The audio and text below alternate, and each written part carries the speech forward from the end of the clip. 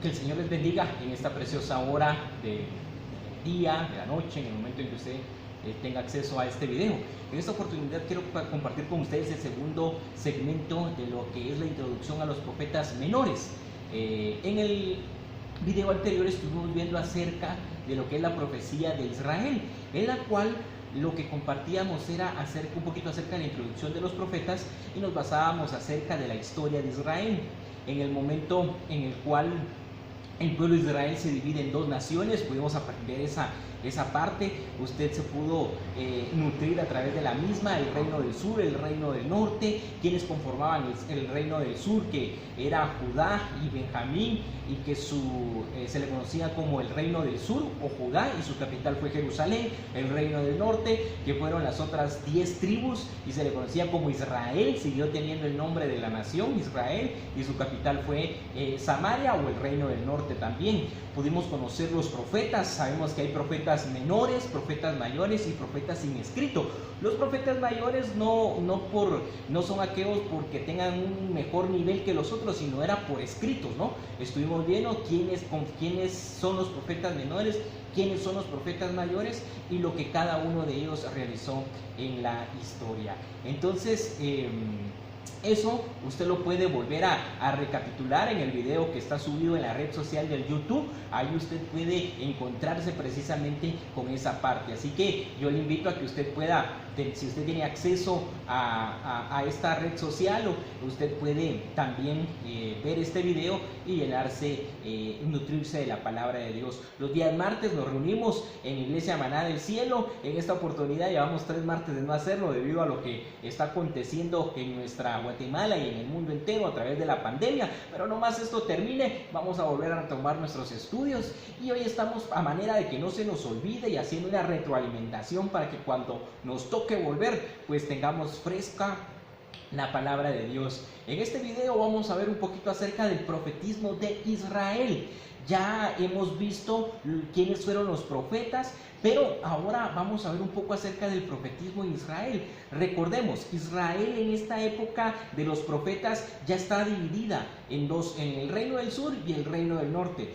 Pero esto también conllevó a que cada reino tuviera su propio rey. El reino del norte tenía su rey, tenía sus sacerdotes, tenía sus legisladuras, y el reino del sur lo mismo, tenía su rey, tenía sus sacerdotes, y pues cada quien trabajaba diferentemente. Pero los profetas de Dios siempre compartieron la palabra de Dios en el reino del sur o en el reino del norte, o en ambos, o había profetas que en ambos les tocó profetizar en los dos reinos. Entonces ahora vamos a ver un poco acerca de esta parte de los profetas, que creo que va a ser de bendición. Son las 3 etapas del profetismo en Israel. Acompáñenme entonces en los próximos minutos a aprender de la palabra de Dios.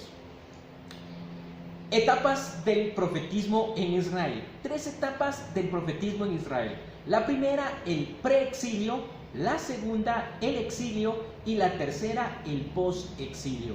¿Qué aprendemos o qué son estas 3 etapas? La palabra exilio tiene que ver con que si usted toma su diccionario o va en su celular a través del Google y usted pone exilio, se va a dar cuenta que es el estar en un país y ser llevado a otro, es decir, ser de la nacionalidad de un país y ser llevado a otro. Y eso le pasó a Israel. Israel, de los dos reinos divididos, ambos fueron conquistados por naciones que en ese momento eran las potencias mundiales, como Asiria, como Babilonia, y fueron llevados paulatinamente cautivos por ellos hacia estas tierras. Por ejemplo, Daniel, usted sabe, él estuvo con Nabucodonosor, siendo en este caso el consejero del mismo. Esto es Babilonia. Y en el caso de otros siervos como Ezequiel, Isaías, pasó exactamente lo mismo, es decir, fueron exiliados. Pero en esta etapa del profetismo en Israel hay 3 etapas bien marcadas: antes de que fueran llevados al cautiverio, durante el cautiverio y post ya del cautiverio. Y en todos ellos los profetas estuvieron compartiendo la palabra de Dios. Entonces, 3 etapas del profetismo: preexilio, exilio y post-exilio. Miremos la primera etapa, el pre-exilio, o sea, antes de que fueran llevados cautivos. Acá encontramos varios profetas que ya anticipaban lo que se venía, es decir, ya Dios estaba hablando y les decía, el pueblo va a ser llevado cautivo, y durante este etapa del exilio encontramos esos profetas, encontramos a Amós, Jeremías, Habacuc, Nahum, Sofonías, Isaías, Miqueas, Oseas, Amós. Usted puede observar ahí, aunque creo que está un poco pequeño, pero si usted puede ver, aparece proto Isaías. El libro de Isaías tiene algo extraordinario. Es el libro que tiene, algunos creen que tiene 3 divisiones marcadas. Otros que tiene 2 divisiones marcadas, y en esas 2 posturas nos encontramos. Yo considero que tiene dos divisiones bien marcadas, del capítulo 1 al capítulo 39 y del capítulo 40 al capítulo 66. Y algunos piensan que son 3, y Isaías es uno de los profetas que profetiza en las diferentes etapas del exilio. Es interesante conocer esto del profeta Isaías, y acá vamos a encontrar que está en la etapa del pre-exilio. Avancemos un poquito y vamos a encontrarnos ahora con la segunda etapa, y esta es la etapa del exilio, en el momento en que estaban siendo llevados cautivos hacia estas naciones. Bueno, ¿quiénes eran los profetas? Ezequiel, y acá encontramos nuevamente Deutor. Usted sabe que en la Biblia aparece Deuteronomio, que en el original quiere decir segunda ley, y precisamente el término deuto, que es segundo, y marca Isaías, el segundo Isaías, que va desde el capítulo, hemos dicho, 39 al 66, y usted se acuerda que a Isaías también se le conoce como el profeta mesiánico, porque tiene mucha profecía acerca de nuestro Señor Jesucristo, a partir del capítulo 44, a partir del capítulo 54, 55, 56, nos habla mucho, 57, si no estoy mal, nos habla mucho acerca de la profecía mesiánica. Entonces, en la etapa del exilio, Ezequiel y Isaías también estuvieron profetizando. Pasemos a la tercera etapa, y esta tercera etapa tiene que ver con los profetas del post-exilio, es decir, ya cautivos, también se siguió predicando la palabra de Dios y los profetas. Y aquí encontramos a varios, encontramos a Geo, a Zacarías, a Daniel, a Jonás, a Joel, a Abdías, Malaquías. Todos ellos estuvieron profetizando en la etapa del post-exilio. Podía haber sido en el reino del norte, como también podía haber sido en el reino del sur. Ahí estuvieron estos profetas de nuestro Señor Jesucristo, nuestro Dios, profetizando. Ahora bien, ahora quiero compartir con ustedes esto que es, creo que, lo base de todo. Es interesante saber que el profetismo de Israel estaba dividido en 3 etapas: antes del exilio, durante el exilio y después del exilio.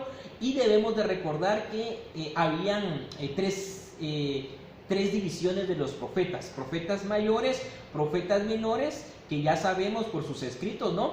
Esta clasificación: profetas mayores, profetas menores y profetas sin escrito, aquellos profetas que no tienen ni un solo escrito. Los primeros 5 libros después de Cantar de Eclesiastés, de Eclesiastés, vamos a encontrar a los libros de Isaías, Jeremías, Ezequiel, Daniel, las Lamentaciones de Jeremías. Estos primeros 5 libros se les conoce como profetas mayores, y los que siguen son 12 libros de profetas que se les conoce como los profetas menores, porque tienen sus escritos. Pero hay profetas que no tienen escritos, como por ejemplo Elías, Eliseo. Ellos son profetas, pero no tienen escritos. Están en una tercera clasificación de los profetas que no tuvieron escritos. Pero independientemente de eso, aparecen registrados en la Biblia. Y una de las características principales del profeta es que ellos tenían que trasladar un mensaje de parte de Dios. ¿Cuál era ese mensaje central de los profetas? Habían 3 mensajes centrales, o 3 mensajes que los profetas podían compartir. Y el primero de ellos es la relación del ser humano con Dios. El segundo, la condición pecadora del ser humano. Y el tercero, la fidelidad a la alianza. Quiero hablarles del primero, la relación del ser humano con Dios. Aquí es siempre: Dios buscando al hombre. No me voy a cansar de repetirlo, de reiterarlo, porque varias veces lo he mencionado. No es el hombre buscando a Dios, sino es Dios buscando al hombre. Apocalipsis capítulo 3, verso 20 lo ejemplifica bien. Y él dice, he aquí, ese es Dios, estoy tocando, ¿a dónde? El corazón, que es la puerta, ¿sí? De la humanidad, ¿sí? Si abres tu corazón y lo dejas entrar, voy a cenar contigo y vamos a tener una relación. Ese es nuestro Dios, Él quiere mantener una relación, y si usted no me deja ir tan lejos, hoy Dios está teniendo una relación con nosotros. Él había creído que la humanidad había perdido esa relación y tuvo que mandar una pandemia para jalarnos las orejas, y hoy todos en nuestras casitas, en nuestros hogares, la mayoría de los hogares a nivel mundial, nos encontramos ahora teniendo una mejor relación con Dios. ¿Por qué? Porque el miedo, el pánico, la desesperación, la tristeza, todo lo que usted le quiera agregar de los problemas que ha traído esta pandemia, pues nos hacen acercarnos a Dios, y Dios tuvo que permitir una situación como la que hoy vivimos para recobrar esa relación. Este mensaje ya los profetas ya lo estaban compartiendo de época del pueblo de Israel. Era la relación del ser humano con Dios, y siempre ha sido eso, Dios buscando al hombre para que se arrepienta. Recuerde esto, el deseo de Dios es que todos procedamos al arrepentimiento, el deseo de Dios, pero como Él nos ha dado el libre albedrío, va a depender de usted y de mí si queremos continuar nuestra relación con Dios. Hoy esa relación ha crecido, ojalá que esa relación se mantenga, porque déjeme decirle algo, esta pandemia tiene fecha de caducidad, va a terminar en algún momento. Lo único que no sé la fecha en la cual va a terminar, pero va a terminar, y cuando la pandemia termine, ¿sabe qué es lo que vamos a hacer primero? Nos vamos a volcar nuevamente a la iglesia. Acá donde yo me encuentro en la iglesia, vamos a querer estar nuevamente, querer tener comunión con Dios, y es ahí donde Dios nos va a abrir la oportunidad de mantener un mejor servicio. Si en el pasado no habíamos dado nuestro mejor servicio, nuestra mejor alabanza, adoración a Dios, hoy Dios nos abre esa posibilidad, y ojalá que no sea momentáneo y solo del momento, y que cuando ya las cosas vuelvan a su cauce normal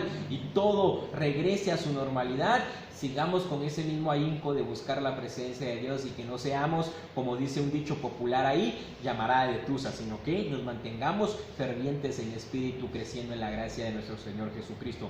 El primer mensaje central de los profetas es la relación del ser humano con Dios. Miremos el segundo mensaje, es la condición pecadora del ser humano. Vaya si no, la raíz, la situación por la cual hoy estamos pasando tiene que ver con esto, con el pecado de la humanidad, y ya Dios lo trataba a través de sus profetas, la condición pecadora del ser humano. Recordemos que dice Dios que Él es santo, y sin santidad nadie verá al Señor. Lo contrario de santidad, ¿qué es? Pecado, y el pecado nos aleja de Dios, y el pecado es la condición del ser humano sin Dios. Dice que antes no éramos ni pueblo, hoy somos real sacerdocio. ¿A raíz de qué? Del sacrificio que Jesucristo hizo en la cruz del Calvario. Y siempre Dios ha señalado, la paga del pecado es muerte, y Dios se lo señaló a su pueblo, y fue un mensaje central de Dios, la condición pecadora del ser humano. Hoy por hoy sigue siendo ese mismo mensaje, y el Señor a través de su Hijo Jesucristo, de lo que hizo en la cruz del Calvario, nos lo recuerda a través de Juan 3:16, porque de tal manera amó Dios al mundo. Ese es el primer mensaje, la relación de Dios con el mundo. Amó Dios ¿a quién? Al mundo, que ha dado a su Hijo unigénito, para que todo aquel que en Él cree, ¿sí? Creer es reconciliarme con Él, apartarme de mi pecado, no se pierda, mas tenga vida eterna. Porque lo contrario de la vida eterna es la condenación eterna, y la condenación usted sabe que a nadie se la deseamos. Hoy por hoy no medimos las consecuencias, pero más adelante nos vamos a dar cuenta que es una de las condiciones peores que el ser humano puede tener. Esperemos en Dios de que con esto muchos puedan convertirse al Evangelio a través de lo que Dios hace. El tercer mensaje, la fidelidad de la alianza. Ya los profetas tenían como mensaje central también predicar acerca de la alianza. ¿Qué es la alianza? Es una unión, ¿no? Es una unión, es un pacto que hace, y es un pacto que Dios ha hecho con el hombre. Es decir, ya no lo voy a destruir. Desde los tiempos de Noé, cuando tuvo que destruir, dijo Dios, un nuevo pacto con ustedes, en el cual ya no voy a destruir a la nación por completo, pero sí la voy a ir reprimiendo a lo largo de la historia. Dios siempre nos ha hablado, pero la fidelidad del pacto, es decir, lo que uno de los versículos que ha estado sonando mucho en las redes sociales en este tiempo es 2 de Crónicas 7:14. Si se humillare mi pueblo, esa es la relación del ser humano con Dios. ¿Humillarnos a quién? a Dios. Ahí en este pasaje están los tres mensajes, los tres mensajes centrales de los profetas. Si se humillare mi pueblo sobre el cual mi nombre es invocado, esa es la relación de Dios con el hombre. ¿Y cuál es el segundo mensaje central de los profetas? La condición pecadora. ¿Y qué dice el segundo libro de Crónicas 7:14? Si se humillare mi pueblo sobre el cual mi nombre es invocado y oraren y se convirtiesen de sus malos caminos, de las cosas malas. Esa es condición pecadora del ser humano. ¿Qué va a pasar? Entonces me voy a acordar de la alianza, de ese pacto. Entonces estarán abiertos mis ojos y atentos mis oídos al clamor de mi pueblo, dice nuestro Dios. Entonces ahí podemos ver que el mensaje central de los profetas está enmarcado en este pasaje del segundo libro de Crónicas. ¿Qué podemos aprender de todo esto, mis queridos? Que el mensaje principal de los profetas sigue siendo el mismo. Dios queriendo tener una relación con el hombre, Dios señalando el pecado y la falta del ser humano, pero también Dios recordando la misericordia, la alianza, el pacto eterno. Ya queda en nosotros si queremos aceptarlo o no. ¿Por qué? Porque Dios está ahí, siempre esperando que nosotros nos acerquemos a Él, llamándonos sutilmente a través de situaciones como la que hoy estamos atravesando y estamos viviendo. Que sea nuestro Dios todopoderoso el que nos dé las fuerzas para seguir adelante. En un próximo video estaremos ya compartiendo un poquito más acerca de los profetas menores y ya nos vamos a ir adentrando a poder tener un resumen de los profetas menores y vamos a estar hablando de Jonás y Joel, si no estoy mal, en nuestro próximo video. Mientras esta crisis continúa y no nos podemos reunir los días martes, pero yo le invito a usted ahí en casa que ha tenido la oportunidad de ver este video, si le ha gustado, si ha aprendido, lo invitamos a que cuando esto se normalice los días martes a las 6:30 de la tarde, lo esperamos en Iglesia Maná del Cielo Central, donde tenemos los martes de estudio bíblico y donde nos encontramos con dos cursos sumamente interesantes, libros poéticos y precisamente profetas menores. Así que un saludo a la distancia, que el